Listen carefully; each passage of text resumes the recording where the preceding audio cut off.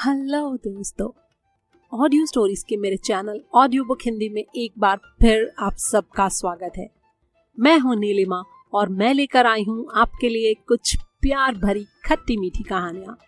दोस्तों, आज जो कहानी आप सुनेंगे वो है शर्लॉक होम्स की बहुत ही मशहूर कहानी the adventure of speckled band, यानी बिंदियों वाले फीते का रहस्य।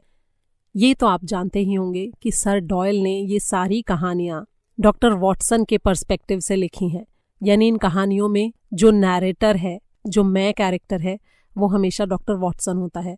और ये तो मुझे कहने की ज़रूरत ही नहीं कि अगर कहानी पसंद आए तो प्लीज़ चैनल को सब्सक्राइब करें और वीडियो को ज़्यादा से ज़्यादा शेयर करें।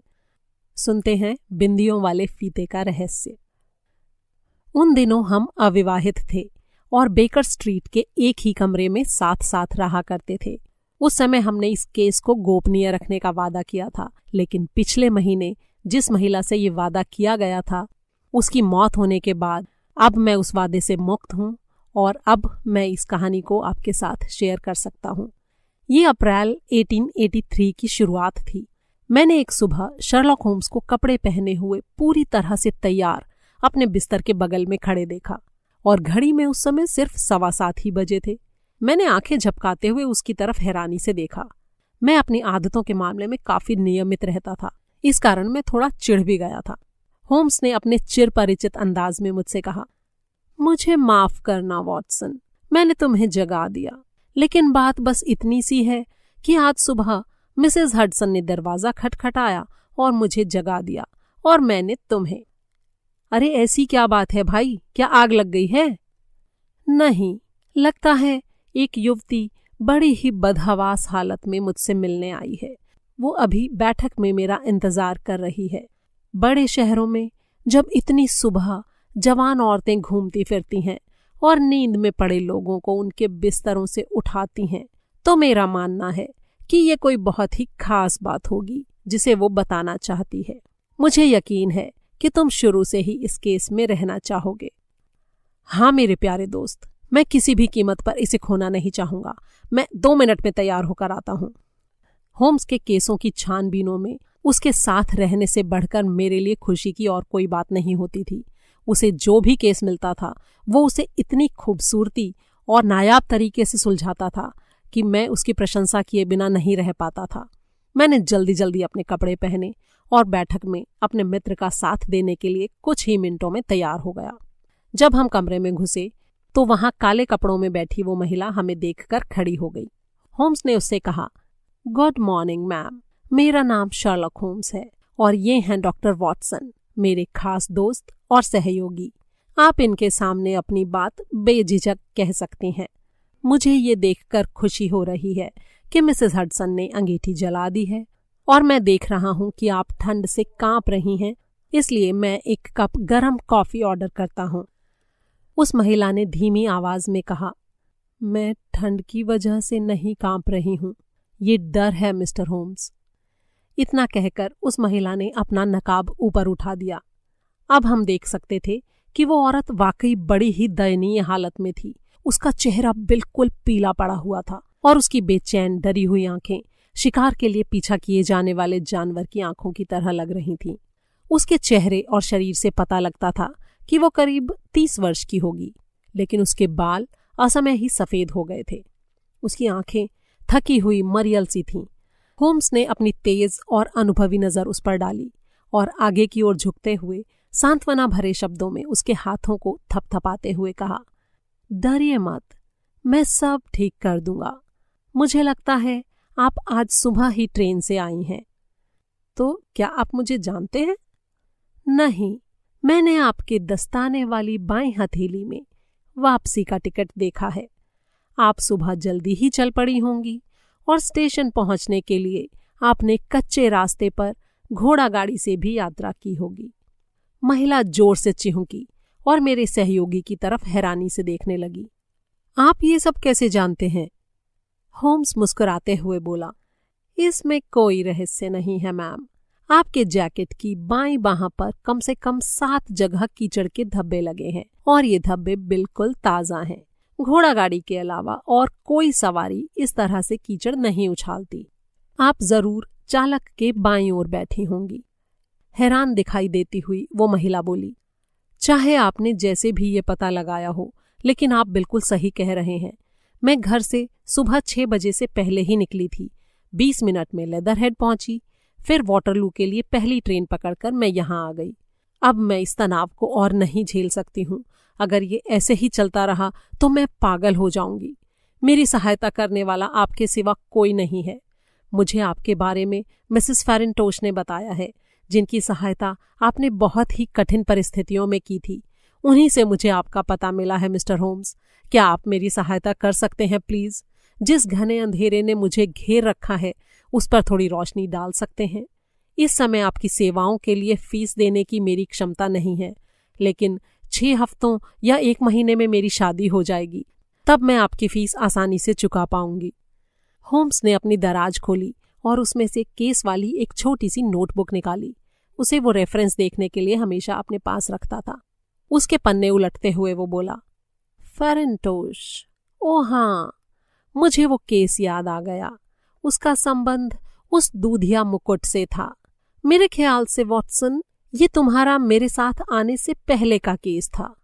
देखिए मैम, मैं इस मामले में आपसे सिर्फ इतना ही कह सकता हूँ कि जिस तरह मैंने आपकी दोस्त के लिए काम किया था, उसी तरह से आपका भी काम करने में मुझे खुशी होगी। और जहाँ तक फीस का सवाल है, मेरा पेशा अपने आप में ही फीस है। जब भी आपका समय अनुकूल हो, आप मेरा भुगतान कर सकती हैं। अब मैं आपसे अनुरोध करता हूँ कि कृपया सिलसिलेवार ढंग से सारी बात बताएं, ताकि मैं इस मसले पर अपनी राय कायम कर सकूं। महिला ने कुछ दुविधा भरे शब्दों में कहा, मेरे डर की हालत ये है कि ये बहुत ही अस्पष्ट सा है और मेरा संदेह बहुत ही छोटे छोटे बिंदुओं पर निर्भर है। दूसरों को शायद ये बिल्कुल बेकार लग सकते हैं। मैं जिससे भी मदद के लिए कहती हूँ वो मुझे एक घबराई हुई औरत के रूप में ही परामर्श देता है। मैंने आपके बारे में सुना है मिस्टर होम्स कि आप आदमी के दिल की कई परतों के भीतर गहराई से छुपी हुई दुष्टता को भी देख लेते हैं। आप मुझे बताएं कि ऐसे खतरों से घिरे रहते हुए मैं इनके बीच आखिर रहूं तो कैसे रहूं? मैं सुन रहा हूं, कहती रहिए, होम्स ने कहा। मेरा नाम हेलन स्टोनर है। मैं अपने सौतेले पिता के साथ रहती हूँ। वे इंग्लैंड की पुरानी सेक्सन फैमिली स्टॉकमोरान के रॉयलॉट्स के बचे हुए आखिरी व्यक्ति हैं। वे सरे की पश्चिमी सीमा पर रहते हैं। होम्स ने स्वीकृति में अपना सिर हिलाया और कहा, हाँ, मैं इस नाम से परिचित हूँ। महिला ने अपनी बात जारी रखते हुए कहा, किसी समय ये परिवार इंग्लैंड के बड़े ही धनी परिवारों में से एक था और इसकी जागीर की सीमाएं उत्तर में बर्कशर और पश्चिम में हैम्पशायर तक फैली हुई थीं। पिछली शताब्दी में एक के बाद एक इसके वारिस लंपट और फिजूल खर्ची की आदतों वाले थे। रीजेंसी के दिनों में ये परिवार एक जुआरी के हाथों पूरी तरह से बर्बाद हो गया था। कुछ एकड़ जमीन और 200 साल पुराना वो घर जो अब गिरवी पड़ा है, उसके सिवाय कुछ भी नहीं बचा। इसके आखिरी जागीरदार ने अपनी जिंदगी की गाड़ी एक अभिजात वर्ग के भिखारी की तरह खींची, लेकिन उसके एकमात्र बेटे यानी मेरे सौतेले पिता ने सोचा कि उन्हें नए तरीके का जीवन अपनाना चाहिए। उन्होंने अपने एक रिश्तेदार से कुछ पैसा उधार लिया जिससे वे डॉक्टरी की डिग्री हासिल कर सकें। इसके बाद मेरे पिता कलकत्ता चले गए। वहां अपनी काबिलियत और अच्छे चरित्र से उन्होंने जल्दी ही बहुत अच्छी प्रैक्टिस जमा ली। एक दिन घर में हुई किसी लूट के कारण उन्होंने गुस्से में अपने पड़ोस में रहने वाले बावर्ची को इतना मारा कि वो मर ही गया। बड़ी मुश्किल से जैसे तैसे करके वो फांसी की सजा से बचे, लेकिन उन्हें काफी लंबे समय तक जेल में रहना पड़ा। फिर वे एक चिड़चिड़े और हताश व्यक्ति के रूप में इंग्लैंड वापस आ गए। जब वे भारत में थे तो वहीं उन्होंने मेरी माँ से विवाह किया था, जो कि बंगाल फौज के मेजर जनरल स्टोनर की खूबसूरत विधवा थीं। मेरी बहन जूलिया और मैं जुड़वां थीं और मेरी माँ की दोबारा शादी के समय हमारी उम्र सिर्फ 2 साल की थी। मेरी माँ के पास 1000 पाउंड सालाना आता था और ये पूरा का पूरा उसने डॉक्टर रॉयलॉट को वसीयत कर दिया था। हालांकि हम उनके साथ इसी शर्तनामे के साथ रहते थे कि हमारी शादी होने पर हम में से दोनों को सालाना कुछ पैसा दिया जाएगा। इंग्लैंड वापस लौटने के कुछ ही समय के बाद मेरी माँ की मौत हो गई। इसके बाद डॉक्टर रॉयलॉट ने लंदन में प्रैक्टिस जमाने की कोशिश छोड़ दी और हमें साथ लेकर स्टॉकमोरान के अपने खानदानी मकान में रहने चले आए। मेरी माँ ने जो पैसा हमारे लिए रख छोड़ा था वो हमारी ज़रूरतों के लिहाज से काफ़ी था और कहीं से भी ऐसा नहीं लगता था कि हमारी खुशियों में कोई बाधा आएगी। लेकिन इस साल हमारे सौतेले पिता के स्वभाव में अचानक एक भयानक परिवर्तन आ गया। अपने पड़ोसियों से मिलने जुलने और नए मित्र बनाने की बजाय उन्होंने अपने आप को अपने घर में ही बंद कर लिया और बिल्कुल कभी कभार ही बाहर निकलने लगे। जब कोई उनके रास्ते से गुजरता तो उससे झगड़ा करने वे जरूर पहुंच जाते। गुस्से में हिंसा की सनक तक पहुंच जाना इस परिवार के लोगों की एक पुरानी आदत रही है। धीरे धीरे लोग बाग उनसे डरने लगे। उनमें बहुत शारीरिक ताकत थी और गुस्से में वे बेकाबू हो जाते थे। अभी पिछले ही हफ्ते उन्होंने वहां के एक लोहार को चारदीवारी से नीचे नदी में फेंक दिया। कुछ पैसा ले देकर हमने इस मुसीबत से जैसे तैसे अपना बचाव किया। कुछ घुमंतू बंजारों को छोड़कर उनका कोई भी मित्र नहीं है। उन्होंने झाड़ झंकार से भरी अपनी जमीन, जिससे हमारी खानदानी जागीर का भी पता चलता है, इन बंजारों को डेरा डालने के लिए दे रखी है। बदले में वे अपने तंबुओं में इनका आतिथ्य सत्कार करते हैं और कभी कभी वीकेंड पर इनके साथ कहीं घूमने भी चले जाते हैं। भारतीय जानवरों के प्रति भी उनकी दीवानगी है जो उनके पास वहां से भेजे जाते हैं। इस समय उनके पास एक चीता और एक बड़ा लंगूर है। ये दोनों ही उनके मैदान में खुले घूमते रहते हैं। गांव वालों के लिए ये उतने ही भयानक हैं जितने कि उनके मालिक। आप इसका अंदाज लगा सकते हैं कि मेरी और मेरी बहन की जिंदगी में अब तक कोई बड़ा सुख नहीं रहा। हमारे यहाँ कोई भी नौकर भी नहीं टिकता। लंबे समय से हम अपने घर का सारा काम खुद ही करती हैं। मेरी बहन की मौत के समय उसकी उम्र सिर्फ 30 साल की थी, लेकिन उसके भी बाल मेरी ही तरह सफेद हो गए थे। क्या तुम्हारी बहन की मौत हो चुकी है? शर्लॉक होम्स ने बीच में पूछा। जी हाँ, उसकी मौत अभी 2 साल पहले ही हुई है और उसी की मौत की वजह से मैं आपसे बात करना चाहती हूँ। आप समझ ही सकते हैं कि जिस तरह की अपनी जिंदगी के बारे में मैंने आपको बताया है, हम अपनी उम्र और हालात के शायद ही किसी और व्यक्ति को ऐसी हालत में देखना चाहेंगे। हमारी माँ की एक अविवाहित बहन यानी हमारी एक मौसी भी है जिसका नाम मिस ऑनोरिया वेस्टफेल है। वे हैरो के पास रहती हैं। हमें बहुत कभी कभार ही उनके घर जाने का मौका मिलता है। 2 साल पहले क्रिसमस के मौके पर जूलिया वहां गई थी। वहां उसकी मुलाकात नेवी के एक मेजर से हुई। वो आधी तनख्वाह पर काम कर रहा था। उसके साथ उसका विवाह तय हो गया। वापस लौटकर मेरी बहन ने इस बात की जानकारी मेरे सौतेले पिता को दी। उन्होंने इस शादी का विरोध तो नहीं किया, लेकिन शादी की तय तारीख से 15 दिन पहले ही वो भयानक घटना घट गई जिसने मेरी अकेली साथी को मुझसे छीन लिया। शर्लॉक होम्स अपनी कुर्सी पर पीठ टिकाए बैठा था। उसकी आंखें बंद थीं और उसका सिर कुशन पर टिका हुआ था। महिला के चुप होने पर उसने अपनी आंखें खोली और बोला, कृपया खुलकर सारी बात बताएं। मेरे लिए इसे बताना बहुत ही आसान है क्योंकि उस भयानक वक्त की हर घटना मेरी याददाश्त में बिल्कुल ताज़ा बनी हुई है। जैसा कि मैं पहले ही बता चुकी हूँ कि वो इमारत बहुत ही पुरानी है और अब उसका एक ही हिस्सा रहने के लिए इस्तेमाल में आता है। इस हिस्से में सोने के कमरे सबसे नीचे की मंजिल पर हैं और बैठक उस इमारत के बीच वाले भाग में है। इन कमरों में से पहला कमरा डॉक्टर रॉयलॉट का, दूसरा मेरी बहन का और तीसरा मेरा खुद का है। ये सारे कमरे एक ही गलियारे में खुलते हैं, लेकिन अंदर से ये आपस से किसी भी तरह से जुड़े हुए नहीं हैं। तीनों कमरों की खिड़कियां बाहर लॉन में खुलती हैं। उस भयानक रात को डॉक्टर रॉयलॉट अपने कमरे में जल्दी ही चले गए थे।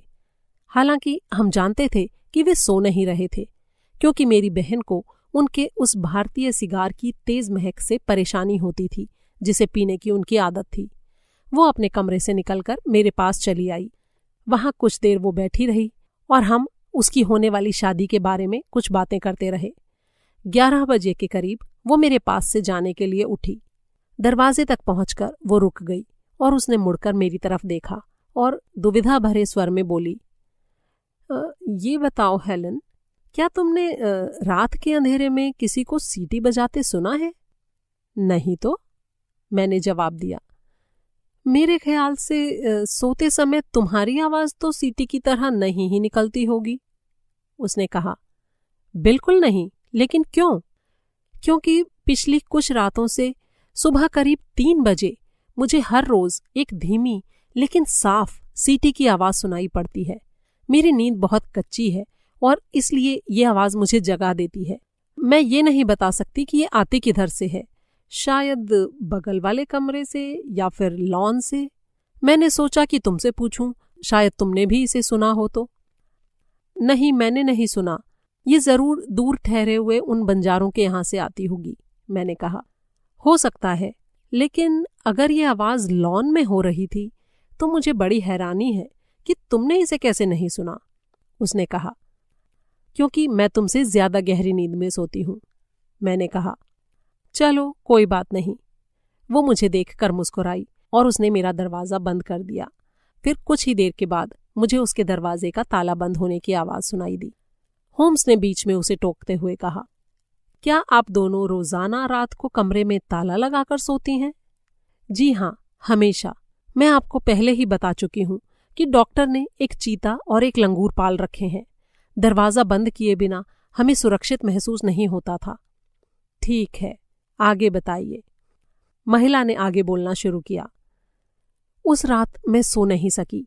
आने वाली बदकिस्मती की एक धुंधली सी अनुभूति ने मुझ पर शायद असर कर दिया था। आपको याद होगा कि मेरी बहन और मैं जुड़वां बहनें हैं, और आप जानते ही होंगे कि 2 जुड़वां बच्चों के बीच संपर्क का एक बड़ा ही सूक्ष्म बंधन होता है।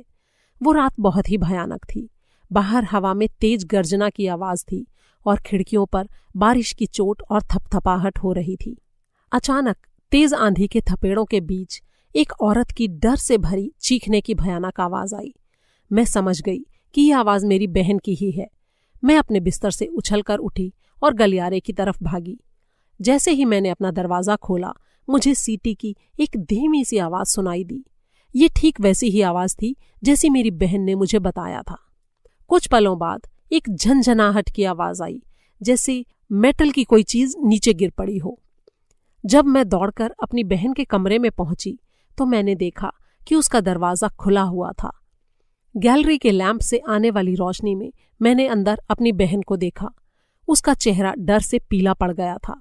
उसके हाथ मदद के लिए आगे की ओर फैले हुए थे और उसका पूरा शरीर किसी शराबी की तरह आगे पीछे झूल रहा था। मैं भागकर उसके पास गई और उसे अपनी बाहों में समेट लिया, लेकिन उसी समय उसके पैरों ने जैसे जवाब दे दिया और वो जमीन पर गिर पड़ी। वो इस तरह से तड़प रही थी जैसे भयानक तरीके से अकड़ गई हो। पहले मुझे लगा कि उसने मुझे पहचाना नहीं, पर फिर वो इतनी दर्द भरी आवाज में चिल्लाई जिसे मैं कभी भूल नहीं पाऊंगी। उसने कहा, हेलन, यहां एक फीता था, एक बिंदियों वाला फीता। वो इसके आगे भी कुछ कहना चाहती थी और उसने डॉक्टर के कमरे की ओर हवा में इशारा भी किया, लेकिन उसका शरीर फिर से अकड़ गया और वो कुछ बोल नहीं पाई। अपने सौतेले पिता को चिल्लाकर आवाज देते हुए मैं बाहर की तरफ भागी। हड़बड़ी में ही जब मैं उनके कमरे में पहुंची तो वे अपने ड्रेसिंग गाउन में थे। जब वे दौड़ते हुए मेरी बहन के पास पहुंचे तब तक वो बेहोश हो चुकी थी। हालांकि उन्होंने उसके मुंह में ब्रांडी डाली और उसे गांव में चिकित्सा के लिए भेजा भी, लेकिन सारी कोशिशें बेकार हो गईं और वो बिना होश में आए ही धीमे धीमे मौत के आगोश में चली गई। यही मेरी प्यारी बहन का भयानक अंत था। होम्स ने उसे टोकते हुए कहा, 1 मिनट रुको, क्या तुम उस धातु की आवाज और सीटी के बारे में पूरी तरह निश्चित हो? मेरी बहन की मौत के बाद हुई छानबीन में मुझसे यही सब पूछा गया था। मेरा यही मानना है कि मैंने इसे सुना था, लेकिन आंधी बहुत तेज चल रही थी, तो शायद हो सकता है मुझे धोखा हुआ हो। क्या तुम्हारी बहन कपड़े पहनकर तैयार थी? नहीं, वो अपने सोने वाले कपड़ों में ही थी। उसके दाएं हाथ में एक जली हुई माचिस की तीली और बाएं हाथ में माचिस की डिबिया थी। होम्स ने कुछ सोचते हुए कहा, यानी जब उसे खतरा महसूस हुआ होगा तब उसने माचिस जलाई होगी। छानबीन करने वाला किस नतीजे पर पहुंचा था? हेलन ने सोचते हुए जवाब दिया, डॉक्टर ने इस मामले की छानबीन बहुत ही ध्यान से की थी, लेकिन वो मौत का कोई भी संतोषजनक कारण ढूंढ पाने में सफल नहीं हुआ। सबूतों से पता चलता था कि उसके कमरे का दरवाजा भीतर से बंद था, खिड़कियों में पुराने फैशन की लोहे की छड़ें लगी थीं। उनसे सारी रात पूरी सुरक्षा रहती थी। चारों तरफ की दीवारें भी काफी मजबूत थीं। वहां की चिमनी काफी चौड़ी थी और साथ ही उस पर लोहे की जाली भी लगी हुई थी। अब ये तो निश्चित है कि जिस समय मेरी बहन के साथ ये हादसा हुआ तब वो बिल्कुल अकेली थी। इसके अलावा उसके शरीर पर किसी भी प्रकार की चोट का निशान भी नहीं मिला था। जहर के बारे में तुम्हारा क्या ख्याल है? होम्स ने पूछा। डॉक्टरों ने इसकी भी जांच कर ली थी और उन्हें कुछ भी नहीं मिला। तब तुम क्या सोचती हो कि इस अभागी लड़की की मौत कैसे हुई होगी? मेरे अनुसार तो उसकी मौत का कारण सिर्फ डर और घबराहट है, लेकिन वो कौन सी चीज थी जिससे वो इतनी बुरी तरह डर गई? मैं बहुत सोचने के बाद भी इसका अंदाजा नहीं लगा पाती हूं। क्या वो बंजारे उन दिनों वहीं पर थे? हाँ, थोड़े बहुत तो वहां हमेशा ही रहते हैं। और उसने मरने से पहले जो संकेत दिया, यानी बिंदियों वाला फीता, उससे तुम्हें क्या समझ आया? कभी कभी मुझे लगता था कि उसने शायद उन्माद की स्थिति में ऐसे बोला, या फिर शायद हो सकता है कि उन बंजारों में से कुछ लोग कोई छींटदार फीता अपने सिर पर बांधते हों और शायद उसी के बारे में उसने कहा हो। होम्स ने एक असंतुष्ट व्यक्ति की तरह अपना सिर हिलाया और बोला, मामला काफी गंभीर है, तुम अपनी बात जारी रखो। तब से अब तक 2 साल बीत चुके हैं और मेरा जीवन इतना एकाकी कभी नहीं रहा। मेरा एक बहुत ही अच्छा दोस्त है जिसे मैं पिछले कई सालों से जानती हूँ। उसने 1 महीने पहले ही शादी के लिए मेरा हाथ मांगा था। उसका नाम आर्मिटोज है और वो क्रेन वाटर के मिस्टर आर्मिटोज का दूसरा बेटा है। मेरे सौतेले पिता को भी इस रिश्ते से कोई एतराज नहीं और बसंत के मौसम में हम शादी करने वाले हैं। 2 दिन पहले ही हमारे घर के पश्चिमी हिस्से में मरम्मत का काम शुरू हुआ था। उसमें मेरे बेडरूम की दीवार पर टूट फूट हो रही थी, इसलिए मुझे उसी कमरे में आना पड़ा जिसमें मेरी बहन की मौत हुई थी और मुझे उसी बिस्तर पर सोना पड़ा जिस पर वो सोई थी। रात में अचानक न जाने क्यों मेरी आंख खुल गई और मैं उस भयानक अंत के बारे में सोचने लगी कि तभी मुझे एक धीमी सीटी की आवाज सुनाई दी जो कि उसकी मौत का इशारा थी। मैं तेजी से उठी और मैंने लैंप जलाया, लेकिन मुझे कमरे में कुछ भी नहीं दिखा।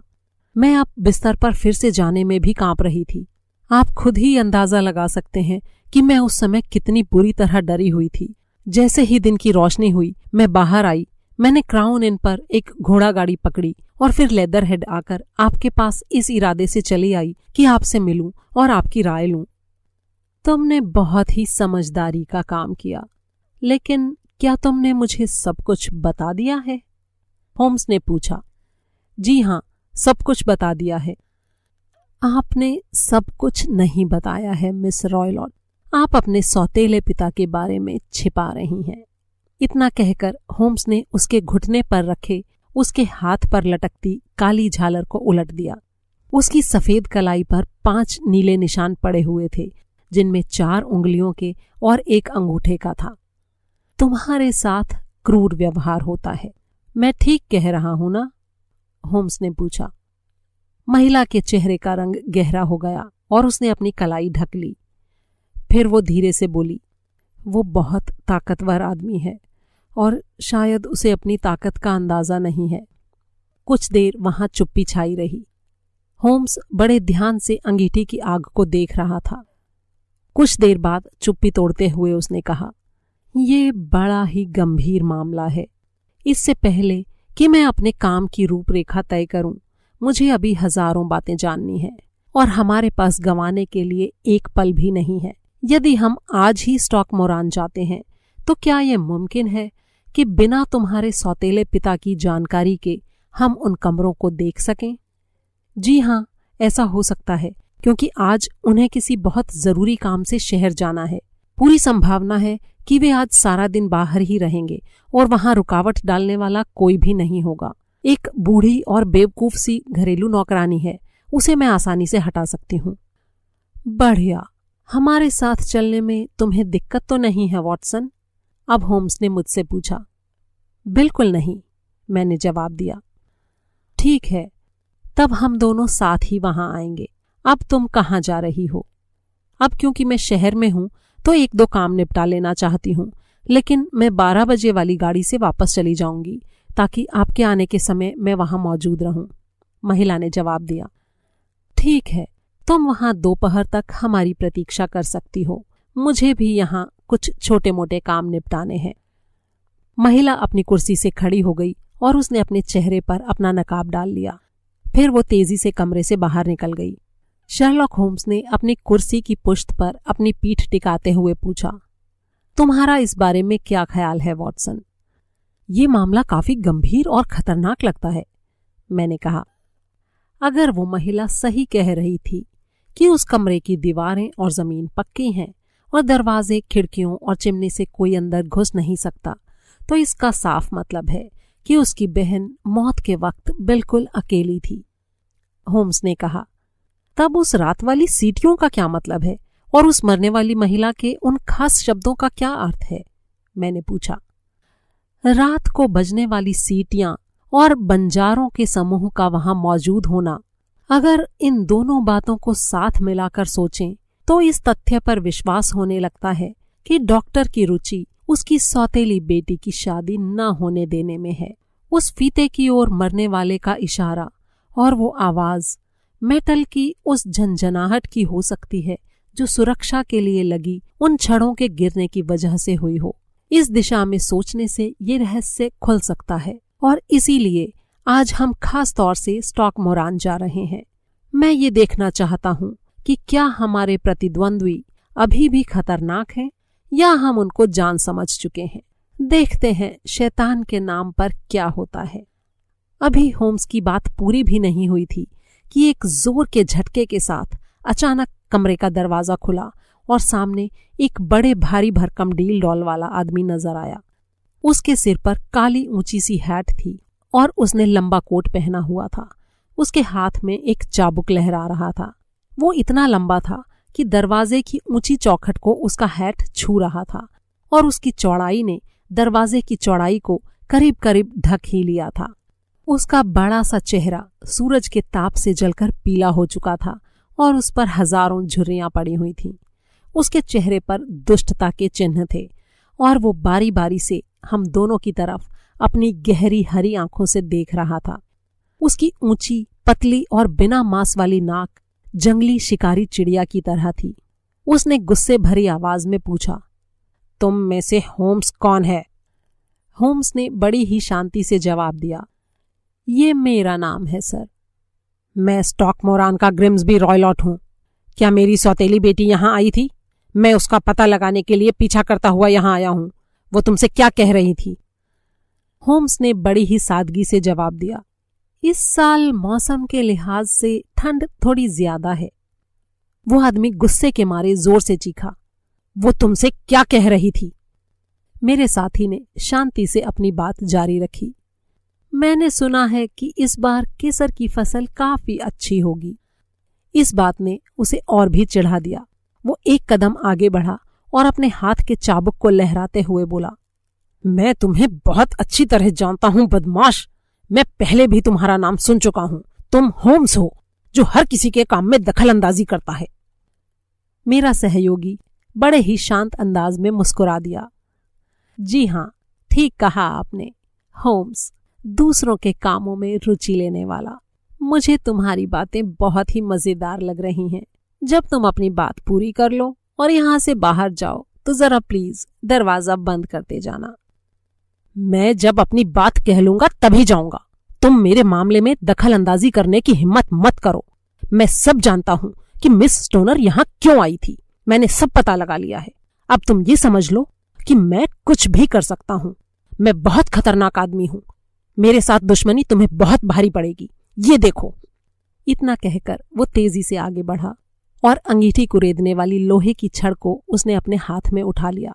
फिर उसे अपने बड़े बड़े हाथों से घुमाकर एक ही पल में गोल गोल मोड़ दिया। फिर गुर्राते हुए बोला, देखा, अब जरा अपने आप को दूर ही रखो तो बेहतर होगा। इतना कहकर उसने लोहे की छड़ को अंगीठी की तरफ फेंक दिया और जोर जोर से पैर पटकता हुआ वहां से चला गया। होम्स ने हंसते हुए कहा, ये आदमी काफी मिलनसार मालूम पड़ता है। मैं बहुत मोटा तो नहीं हूं, लेकिन यदि वो मुझसे कहता तो मैं उसे अपनी कलाई की पकड़ भी दिखा देता, जो उसकी कलाई की पकड़ से कमजोर नहीं है। इतना कहकर होम्स ने लोहे की उस छड़ को उठाया और थोड़े से प्रयास के बाद फिर से सीधा करके एक तरफ रख दिया। मुझे लगता है उसने मुझे चकरा देने के लिए मेरे साथ बदसलूकी की है। ये घटना हमारी छानबीन को बल दे रही है। हालांकि मुझे विश्वास है कि हमारी दोस्त की थोड़ी सी लापरवाही के कारण इस जंगली ने उसे ढूंढ निकाला, लेकिन उससे उसे परेशानी नहीं होगी। चलो वॉटसन, अब हमें नाश्ते का ऑर्डर कर देना चाहिए और फिर हमें स्टॉकमोरान चलना चाहिए ताकि हम इस मामले की छानबीन कर सकें। नाश्ता करके होम्स बाहर चला गया। जब वो वापस लौटा तो उसके हाथ में नीले रंग के कागज की एक शीट थी जिस पर कुछ लिखा था और कुछ चित्र बने हुए थे। मैंने हेलन की मां की वसीयत देखी है। मौत के समय उसकी कुल आमदनी 1100 पाउंड से कुछ ही कम थी। खेती में कमी आने पर भी 750 पाउंड से कम नहीं होगी। अपनी शादी के वक्त हर लड़की 250 पाउंड की आय का दावा कर सकती है। अब ये साफ है कि यदि दोनों लड़कियों की शादी होती है तो डॉक्टर के पास पैसा बहुत ही कम रह जाता है। यहाँ तक कि एक की शादी होने पर भी ये आदमी बहुत ही दयनीय हालत में पहुंच सकता है। मेरा सुबह का काम बेकार नहीं गया, क्योंकि इससे ये पता चलता है कि ऐसे काम के बीच में रुकावट डालना उसका एक मुख्य उद्देश्य हो सकता है। मेरे ख्याल से अब समय गंवाना खतरनाक हो सकता है, खासतौर से तब जबकि वो जान चुका है कि हम उसके मामले में रुचि ले रहे हैं। इसलिए अगर तुम तैयार हो वॉटसन, तो हमें एक गाड़ी बुला लेनी चाहिए और तुरंत वॉटरलू की ओर चलना चाहिए। अगर तुम अपनी जेब में एक रिवॉल्वर रख लोगे तो मुझ पर बहुत एहसान होगा, क्योंकि जो आदमी लोहे की छड़ को मोड़ सकता है उसके साथ बहस करने के लिए पिस्तौल का इस्तेमाल काफी कारगर साबित हो सकता है। हमें अपने टूथब्रश भी रख लेने चाहिए। हो सकता है हमें रात में वहीं रुकना पड़े। हमने वॉटरलू से लेदरहेड जाने के लिए ट्रेन पकड़ी और वहां पहुंचने पर स्टेशन से हमने भाड़े पर एक घोड़ा गाड़ी ली। उन सकरी गलियों से होकर हम 4 या 5 मील तक चले। दिन पूरी तरह साफ था और सूरज चमक रहा था। आकाश में बादल रुई के फाहों की तरह उड़ रहे थे। सड़क किनारे के पेड़ों और झाड़ियों में हरी हरी कोपलें आ गई थीं और हवा में एक आनंददायक खुशबू और धरती की नमी मिली हुई थी। मेरा दोस्त उस घोड़ा गाड़ी में सामने की तरफ बैठा हुआ था। उसने अपनी बाहें मोड़ रखी थीं और उसका हैट उसकी आंखों पर झुका हुआ था। वो किसी गंभीर सोच में डूबा हुआ था। डॉक्टर रॉयलॉट के घर पहुंचकर हम घोड़ा गाड़ी से उतर गए और उसका भाड़ा चुकाकर घर की सीढ़ियां चढ़ गए। सामने ही हेलन खड़ी थी। उसने गर्मजोशी से हमसे हाथ मिलाया और जोर से कहा, मैं आपका ही इंतजार कर रही थी। सब कुछ बिल्कुल ठीक है। डॉक्टर शहर गए हैं और शाम से पहले उनके आने की उम्मीद भी कम है।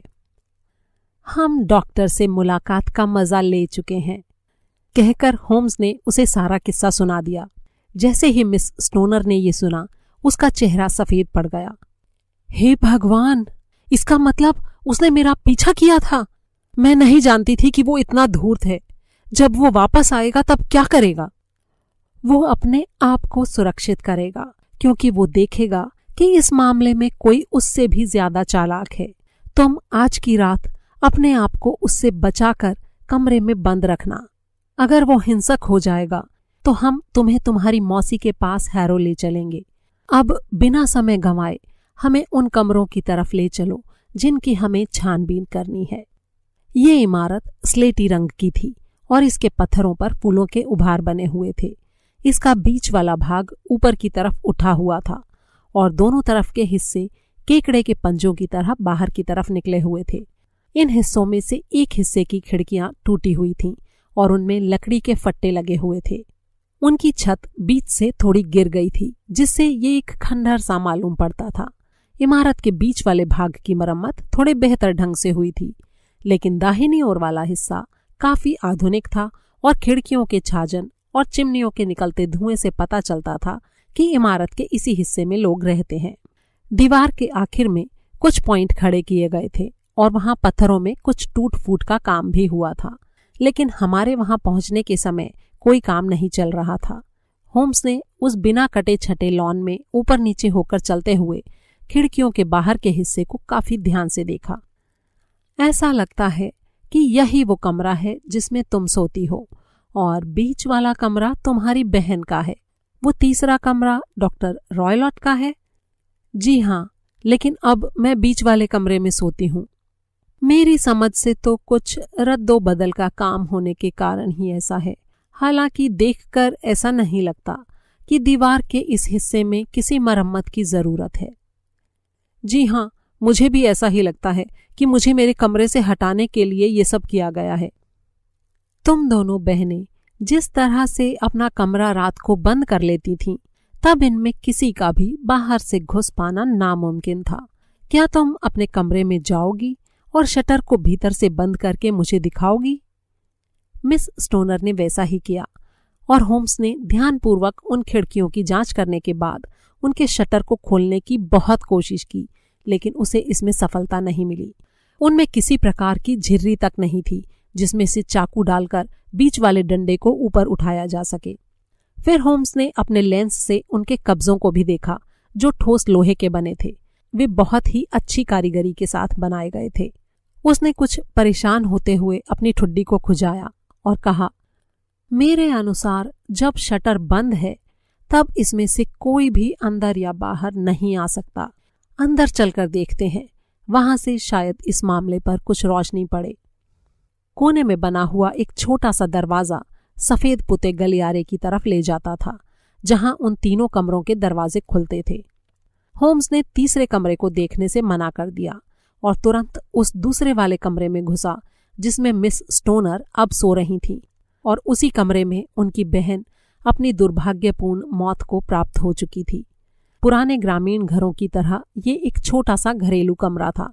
उसकी छत काफी नीची थी और दीवार में आतिशदान की जगह बनी हुई थी। कमरे के कोने में दराजों वाली एक भूरे रंग की अलमारी और एक सफेद पतला बेड था। खिड़की के बाईं तरफ एक ड्रेसिंग टेबल थी। इस सामान के साथ साथ इसमें लकड़ी के काम वाली 2 छोटी कुर्सियां और बीच में एक चौकोर कालीन भी बिछा हुआ था। कमरे की दीवारों पर चारों तरफ भूरे रंग के लकड़ी के फट्टे लगे थे। उनकी बलूत की लकड़ी को कीड़े खा चुके थे। वे इतने पुराने और बदरंग थे कि उनसे पता लग रहा था कि वे वहां उस पुरानी इमारत की शुरुआत से ही मौजूद थे। होम्स ने कोने में रखी एक कुर्सी खींची और उस पर आराम से बैठ गया। उसकी आंखें उस कमरे में चारों तरफ बार बार घूम रही थीं। वो हर चीज को बहुत ही ध्यान से देख रहा था। उसे एक घंटी की लटकती हुई रस्सी दिखाई दी जिसका फुंदना तकिए के पास था। उसने उसे देखकर पूछा, इस घंटी से किसे पुकारा जाता है? ये हाउसकीपर के कमरे तक जाती है, हेलन ने कहा। कमरे की और चीजों के मुकाबले ये नई मालूम पड़ती है। जी हाँ, ये सिर्फ 2 साल पहले ही लगाई गई थी। मेरे अनुमान से तुम्हारी बहन ने ही इसके लिए कहा होगा, है ना? जी नहीं, मैंने उसे इसका इस्तेमाल करते हुए कभी नहीं सुना। हमें जो चाहिए होता था उसे हम खुद ही ले लिया करती थीं। तो इसका मतलब इतनी सुंदर घंटी का यहाँ लटकना बेकार ही था। मुझे माफ करना, लेकिन मैं इस कमरे की जमीन भी देखना चाहूंगा। उसने अपना लेंस निकाला और उसे हाथ में पकड़कर अपनी आंखों के पास ले गया। फिर तेजी से आगे पीछे करते हुए फट्टों में पड़ी दरार को देखने लगा। यही काम उसने कमरे के चारों तरफ लगे लकड़ी के पैनलों पर भी किया। अंत में वो बिस्तर के पास आया और कुछ देर उसे घूरता रहा। फिर उसने दीवार पर ऊपर नीचे अपनी नजरें दौड़ाईं। उसने घंटी की रस्सी को अपने हाथों में पकड़ा और फिर उसे एक झटके के साथ खींचा। कहीं कोई घंटी नहीं बजी। वो हैरानी से बोला, अरे ये तो दिखावटी है। क्या ये बजेगी नहीं? ये तो तार से भी नहीं बंधी है। बड़ी ही मजेदार बात है। तुम देख सकती हो कि ये वहां उस थोड़े से खुलने वाले रोशनदान के छोटे से हुक से बांधी गई है। हेलन ने ऊपर की तरफ देखा और हैरानी से बोली, बड़ी अजीब सी बात है। मैंने इस पर पहले कभी ध्यान ही नहीं दिया। होम्स बुदबुदाते हुए बोला, इस कमरे में 1-2 चीजें अजीब सी हैं, जैसे इसे बनाने वाला बिल्डर कितना बेवकूफ है कि उसने कमरे का रोशनदान दूसरे कमरे में खोल दिया है। इस समस्या के लिए वो बाहर की हवा ले सकता था। हेलन ने कहा, लेकिन ये काफी नया बना हुआ है, ये पहले यहाँ नहीं था। होम्स ने जवाब दिया, ठीक यही काम घंटी की रस्सी के साथ भी किया गया है। ये लोग काफी अजीब मालूम पड़ते हैं। दिखावटी रस्सी, ऐसा रोशनदान जिससे हवा नहीं आती है। मिस स्टोनर, यदि आपकी अनुमति हो तो हम उस कमरे को भी अंदर से देखना चाहेंगे। डॉक्टर ग्रिम्सबी रॉयलॉट का कमरा उसकी सौतेली बेटियों के कमरों की तुलना में बड़ा था, लेकिन उसकी सजावट साधारण ही थी। कमरे में एक बेड और एक किताबों की लकड़ी की अलमारी थी, जिसमें किताबें भरी हुई थीं। वे किताबें ज्यादातर तकनीकी विषयों पर ही थीं। बिस्तर के बगल में बाहों वाली एक कुर्सी, एक गोल टेबल और कोने में एक बड़ी सी लोहे की तिजोरी रखी थी। होम्स उन सारे सामानों के पास गया और उनको बड़े ही ध्यान से देखा। तिजोरी को थपथपाते हुए उसने पूछा, इसमें क्या है? इसमें मेरे सौतेले पिता के काम के कागज हैं। यानी तुम इसके अंदर देख चुकी हो? जी, सिर्फ एक बार, कई साल पहले। मुझे याद है कि ये कागजों से भरी हुई थी। यहां कोई बिल्ली तो नहीं है? जी नहीं। यहां देखो। इतना कहकर होम्स ने दूध की एक छोटी सी प्लेट उठाई जो तिजोरी के ऊपर रखी हुई थी। जी नहीं, हमारे पास बिल्ली नहीं है, लेकिन यहाँ एक चीता और एक बड़ा लंगूर जरूर है। ओह हाँ, चीता भी एक बड़ी बिल्ली ही तो है, लेकिन एक प्लेट दूध उसको संतुष्ट नहीं कर पाएगा। यही एक बात है जिसके लिए मैं निश्चित होना चाहता हूँ। होम्स उस लकड़ी की कुर्सी के सामने पालथी मारकर बैठ गया और बड़े ही ध्यान से उसे देखने लगा। फिर अपने लेंस को जेब में रखकर उठते हुए बोला, धन्यवाद, यहाँ कुछ चीजें बहुत ही रोचक हैं। तभी उसकी नजर बिस्तर के कोने पर लटके हुए कुत्ते के पट्टे पर पड़ी। पट्टा इस तरह लिपटा हुआ था जैसे चाबुक से इसका फंदा बनाया गया हो। इसे देखकर तुम्हें क्या लगता है वॉटसन? उसने मुझसे पूछा। ये एक साधारण सा पट्टा है, पर मैं ये नहीं समझ पा रहा हूं कि ये इस तरह से क्यों बंधा है। ये बहुत सामान्य सा नहीं है। ये दुनिया बहुत बुरी है, और जब एक चालाक आदमी अपना दिमाग अपराध में लगा देता है, तब ये और भी बुरी हो जाती है। मिस स्टोनर, मेरे ख्याल से मैंने अब काफी कुछ देख लिया है। आइए अब बाहर लॉन में चलते हैं। मैंने अपने साथी का चेहरा इतना गंभीर पहले कभी नहीं देखा था, और जब हम उस छानबीन से वापस लौटे तब उसकी भौहों पर भी एक तनाव था। हमने उस लॉन में कई बार चहलकदमी की, लेकिन जब तक वो खुद ही अपने विचारों से बाहर नहीं आ गया, हम दोनों ने उसे छेड़ना उचित नहीं समझा। उसने कहा, देखिए मिस स्टोनर, ये बहुत ही जरूरी है कि आप हर हाल में मेरी राय के अनुसार ही काम करें।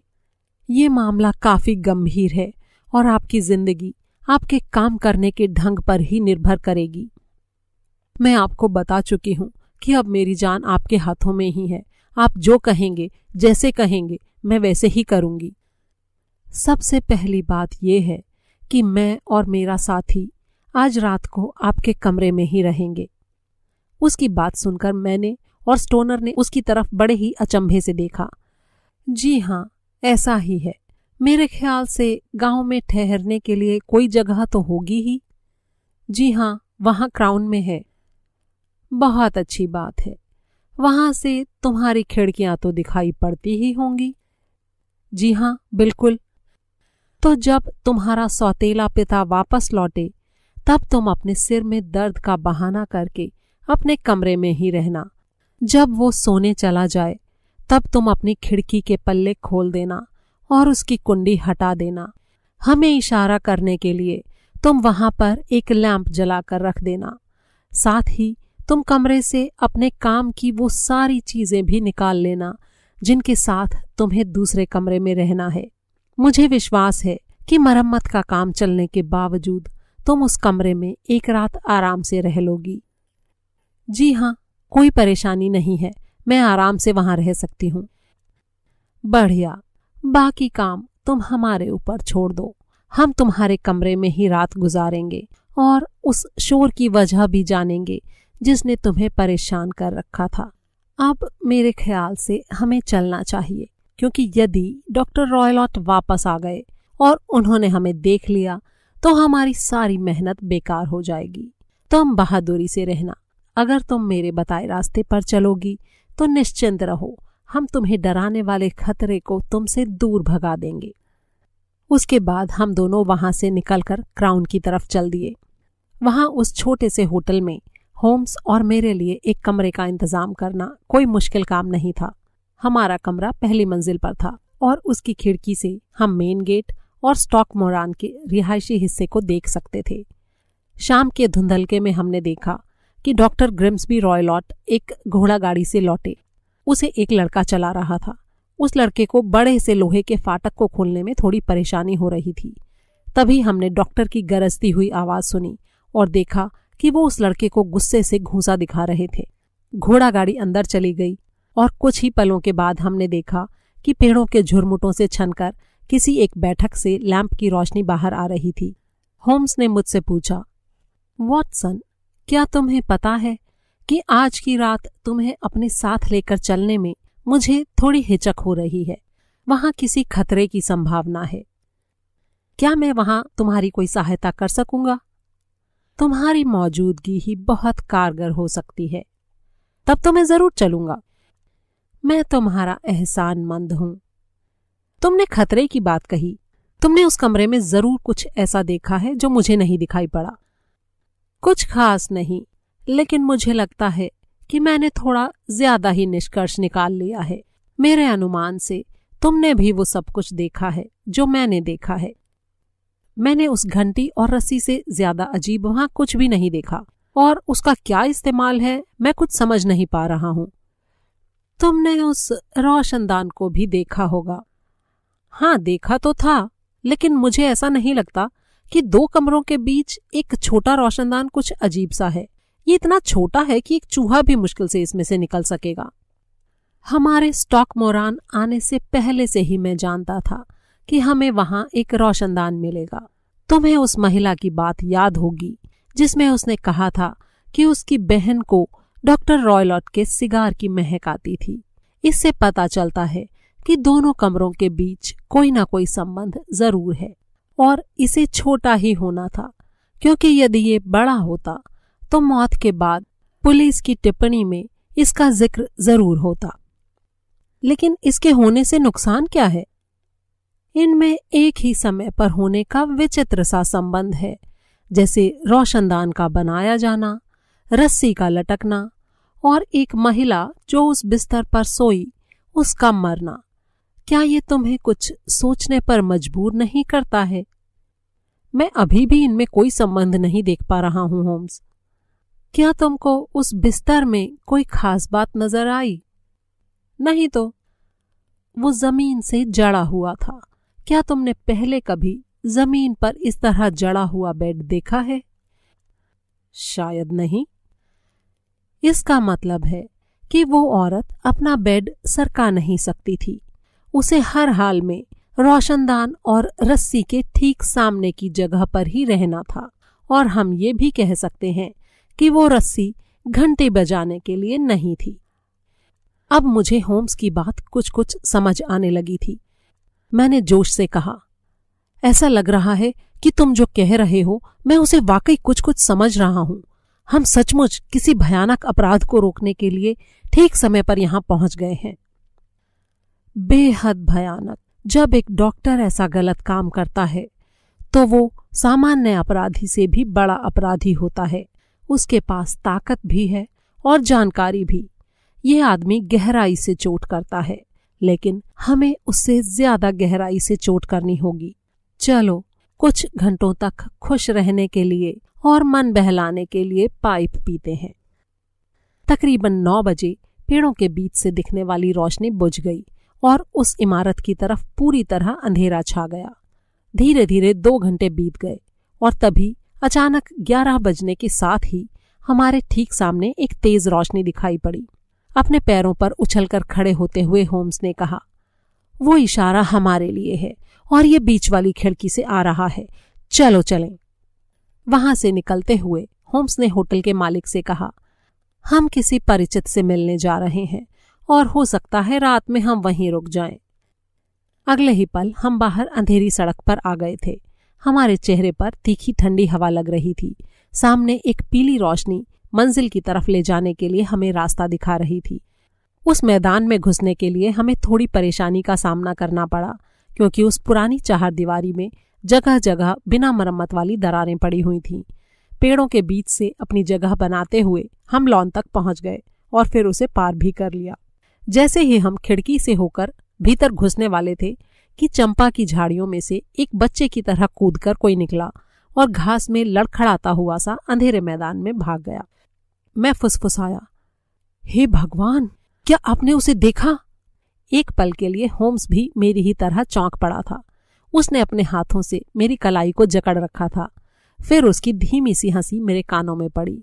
वो फुसफुसाकर बोला, ये भी इसी परिवार का सदस्य है, ये वही लंगूर है। मैं डॉक्टर के उन अजीब से पालतू जानवरों के बारे में तो भूल ही गया था। इनमें एक चीता भी शामिल था, जो शायद किसी भी पल आकर हमारे कंधों पर चढ़ सकता था। होम्स की बात को मानते हुए मैंने फटाफट अपने जूते उतारे और कमरे के भीतर पहुंचकर ही चैन की सांस ली। मेरे साथी ने बिना आवाज किए ही खिड़कियों के दरवाजे बंद कर दिए और लैंप उठाकर मेज पर रख दिया। फिर उसने कमरे में चारों तरफ नजर दौड़ाई। वहां सब कुछ वैसा ही था जैसा हमने दिन के समय देखा था। फिर वो मेरी तरफ खिसका और अपने हाथों को अपने मुंह के चारों तरफ पाइप की तरह गोल बनाकर मेरे कानों में फुसफुसाया, थोड़ी सी भी आवाज हमारी सारी योजना पर पानी फेर देगी। मैंने सहमति में सिर हिलाया ताकि वो समझ जाए कि मैंने सुन लिया है। वो हमें रोशनदान से देख सकता है, इसलिए हमें बिना रोशनी के ही बैठना होगा। मैंने फिर हाँ में सिर हिला दिया। देखो वॉटसन, सो मत जाना, तुम्हारी जिंदगी इसी पर निर्भर है। अपने पिस्तौल तैयार रखना, हमें कभी भी इसकी जरूरत पड़ सकती है। मैं बिस्तर के किनारे पर बैठा हूं और तुम कुर्सी पर बैठो। मैंने अपना रिवॉल्वर बाहर निकाल लिया और उसे मेज के ऊपर एक किनारे पर रख दिया। होम्स अपने साथ एक लंबी छड़ी लेकर आया था। उसे उसने बिस्तर पर अपनी बगल में ही रख दिया। उसी से सटाकर एक माचिस की डिबिया और अधजली मोमबत्ती को भी रख लिया और फिर लैंप को बुझा दिया। अब हम बिल्कुल घुप अंधेरे में बैठे थे। कुछ भी सुनाई नहीं पड़ रहा था, यहाँ तक कि अपनी सांसों की आवाजें भी नहीं। लेकिन मैं ये जानता था कि मुझसे कुछ ही फीट की दूरी पर आंखें खोले मेरा साथी भी मेरी ही हालत में बैठा हुआ है। दरवाजे की झिर्रियों से बहुत ही कम रोशनी आ रही थी और हम चुपचाप अंधेरे में बैठे इंतजार कर रहे थे। बाहर कभी कभी किसी जंगली चिड़िया की तेज आवाज आती थी। एक बार तो हमारी खिड़की के पास एक बड़ी बिल्ली की तरह किसी के गुर्राने की आवाज भी आई, जिससे हमें साफ पता लग रहा था कि वो चीता वहां आजादी से घूम रहा है। दूर से आती चर्च की घड़ी के घंटों की आवाजें हमें हर 15 मिनट पर सुनाई देती थीं। वे 15 मिनट भी बहुत लंबे मालूम हो रहे थे। 12, 1, 2 और फिर 3 बज गए। हम अभी भी शांत बैठे हुए इंतजार कर रहे थे कि किसी भी पल कुछ भी हो सकता है। अचानक रोशनदान की तरफ पल भर के लिए रोशनी की चमक दिखाई पड़ी। तुरंत ही वो गायब भी हो गई, लेकिन अब तेल के जलने और किसी मेटल के गर्म होने की महक आने लगी। बगल वाले कमरे में किसी ने लालटेन जलाई थी। मैंने भी कुछ चलने की आवाज सुनी थी, लेकिन फिर सब शांत हो गया। हालांकि वो महक अब काफी तेज हो गई थी। आधे घंटे तक मैं कान लगाए तनाव में बैठा रहा। तभी अचानक एक दूसरी तरह की आवाज सुनाई पड़ने लगी। ये एक बहुत ही शांत और केतली से निकलने वाली भाप की धीमी आवाज की तरह थी। अचानक ही मैंने सुना कि होम्स बिस्तर से उछल पड़ा और माचिस जलाकर उस घंटी वाली रस्सी पर तेजी से अपनी छड़ी मारने लगा। फिर वो जोर से बोला, तुमने देखा वॉटसन? इधर देखो। लेकिन मुझे कुछ भी दिखाई नहीं दिया। अगले ही पल जब होम्स ने रोशनी जलाई, तब मैंने एक धीमी और साफ सीटी की आवाज सुनी। लेकिन अचानक मेरी थकी हुई आंखों में आई चमक ये नहीं समझ पा रही थी कि वो क्या था जिस पर मेरे साथी ने इतने वहशी ढंग से प्रहार किया था। मैंने देखा कि उसका चेहरा डर से पीला पड़ गया था और नफरत से भर गया था। उसने अब चोट करना बंद कर दिया और वो रोशनदान की तरफ घूर रहा था। तभी उस सन्नाटे को चीरती हुई एक भयानक चीख की आवाज सुनाई दी। ये आवाज बहुत तेज और तेज और तेज होती चली गई। इस भयानक चीख में पीड़ा, भय और क्रोध सभी कुछ शामिल था। उस चीख ने दूर गांव तक बिस्तरों में दुबके लोगों को जगा दिया। मेरा दिल भी थोड़ा घबरा गया। मैं चुपचाप खड़ा होम्स की तरफ देख रहा था और वो मुझे। ये तब तक जारी रहा जब तक कि वो चीख की आवाज बिल्कुल बंद नहीं हो गई। मैंने बेचैनी से पूछा, इसका क्या मतलब है? होम्स ने जवाब दिया, इसका मतलब है सब कुछ खत्म हो गया और शायद अच्छा ही हुआ। अपने पिस्तौल ले लो, अब हम डॉक्टर रॉयलॉट के कमरे में चलेंगे। अपने चेहरे पर गंभीरता लिए हुए उसने लैंप जलाया और गलियारे की तरफ चल पड़ा। कमरे का दरवाजा उसने 2 बार थपथपाया, लेकिन अंदर से कोई जवाब नहीं आया। तब होम्स ने दरवाजे का हैंडल घुमाया और कमरे के भीतर घुस गया। हाथ में पिस्तौल लिए मैं भी उसके पीछे था। कमरे के अंदर का दृश्य अजीब सा था। मेज पर काले रंग की लालटेन रखी थी और उसका ढक्कन आधा खुला हुआ था। इसकी तेज रोशनी सामने रखी लोहे की तिजोरी पर पड़ रही थी, जिसका दरवाजा भी अधखुला था। मेज के बगल में लकड़ी की कुर्सी पर डॉक्टर ग्रिम्सबी सलेटी रंग का गाउन पहने बैठे थे। उनके घुटने आगे की तरफ निकले हुए थे। उनके पैरों में लाल रंग की चप्पलें थीं और गोद में एक लंबा सा पट्टा था जिसे हम दिन में देख चुके थे। उनकी ठुड्डी ऊपर की ओर उठी हुई थी और आंखें छत के कोने को भयानक ढंग से घूर रही थीं। उनकी भौहों के किनारे एक खास तरह का पीले रंग का फीता बंधा था, जिस पर भूरे रंग की चित्तियां थीं। लगता था ये उनके माथे पर कसकर बंधा था। जब हम कमरे में घुसे तो उन्होंने ना तो आवाज की और ना ही हिले। होम्स ने फुसफुसाते हुए कहा, फीता, वही बिंदियों वाला फीता। मैं एक कदम आगे बढ़ा ही था कि अचानक डॉक्टर के सिर पर पड़ी पगड़ी जैसी चीज हिली और फिर उसके बालों के पीछे एक सांप की भयानक गर्दन और हीरे के आकार जैसा सिर दिखाई दिया। होम्स जोर से चीखा, ये एक जहरीला सांप है, भारत में पाया जाने वाला सबसे जहरीला सांप। इसके काटने पर वो 10 सेकंड में ही मर गया होगा। हिंसा वास्तव में हिंसा करने वाले पर ही वापस आती है। दूसरों के लिए गड्ढा खोदने वाला खुद उसी गड्ढे में गिर जाता है। आओ, इस प्राणी को वापस उसकी मांद में ही पहुंचा देते हैं और फिर हम मिस स्टोनर को किसी ठीक ठाक जगह ले जाएंगे। अब यहाँ की पुलिस को ये पता लगाने दो कि यहाँ क्या हुआ था।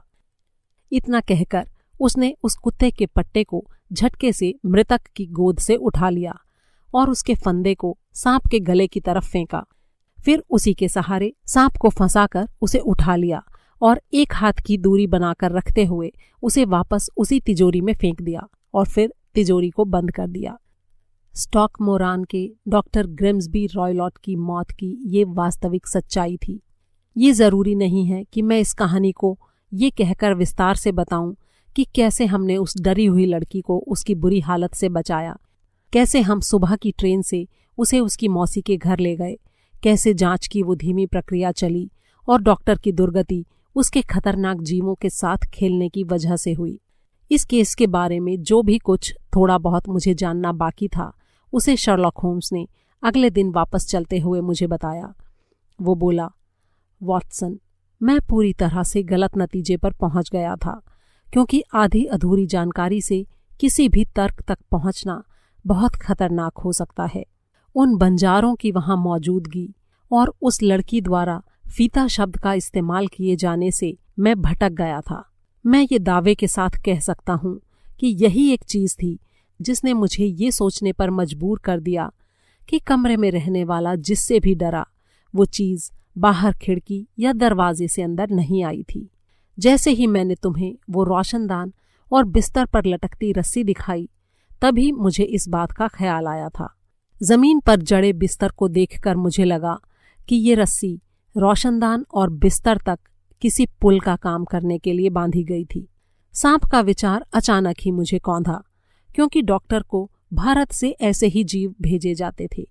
अब मैं बिल्कुल सही रास्ते पर था, क्योंकि जहर का पता लगाना आसान नहीं था, वो भी तब जब एक चालाक और निर्दयी आदमी उसमें शामिल हो, साथ ही वो प्रशिक्षण भी प्राप्त कर चुका हो। जहर की तेजी भी यही साबित करती थी। मृतक के शरीर पर उन 2 छेदों को देखने के लिए जहां से वो जहर शरीर में घुसा होगा, एक तेज नजर की जरूरत होती है। फिर मैंने उस सीटी के बारे में सोचा। सुबह की रोशनी उसके शिकार को जगा दे, उससे पहले ही उस सांप को वापस बुलाना होगा। इसीलिए उसने सांप को प्रशिक्षित भी किया था और शायद उसे वापस बुलाने के लिए ही वहां पर दूध भी रखा गया था। वो उसे हर रोज एक ही समय पर रोशनदान से होकर बिस्तर तक जाने के लिए रख देता था। सांप कमरे में रहने वाले को काट भी सकता था और नहीं भी काट सकता था। शायद वो 1 हफ्ते तक हर रात बचती रही, लेकिन एक रात वो उस सांप का शिकार बन ही गई। डॉक्टर के कमरे में घुसने से पहले ही मैं इन नतीजों पर पहुंच चुका था। उसकी कुर्सी को देखकर मुझे पता चल गया था कि वो उसका इस्तेमाल सांप को रोशनदान से भेजने के लिए करता था। तिजोरी, दूध की प्लेट और चाबुक का फंदा देखकर मेरा रहा सहा शक भी जाता रहा। मेटल की आवाज जो कि कमरे में रहने वाले को सुनाई पड़ती थी, वो डॉक्टर द्वारा तिजोरी के जल्दी से खोले जाने की वजह से होती थी, क्योंकि सांप को उसी तिजोरी में रखा गया था। इन सब बातों को ध्यान में रखते हुए तुम जानते ही हो कि मैंने सबूत के लिए वो कदम उठाए थे।